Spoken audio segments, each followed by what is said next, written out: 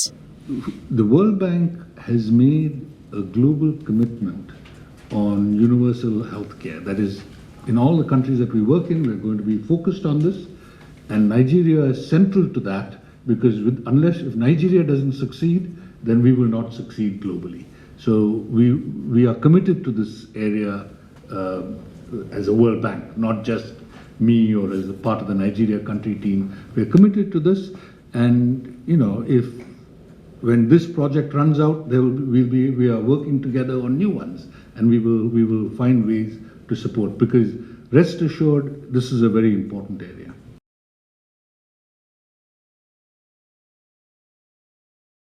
We have 147 wards in the state, and our dream is to ensure that we have one functional, well-equipped primary healthcare unit in every one of these 147.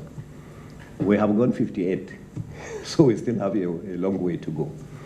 We do understand there are some states that probably don't have this widespread what like us because of the size of the state.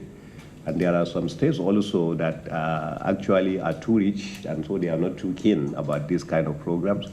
Since we don't belong in any of the two categories, so we say that anytime you have, some of this withdrawal that you have from some of these other states, Nasarawa State will be very happy, to look at us so that we can see whatever it is that we can do, to reach, if we can reach 90% of the states with you and with me, so even if I leave you here, I'm happy that I've got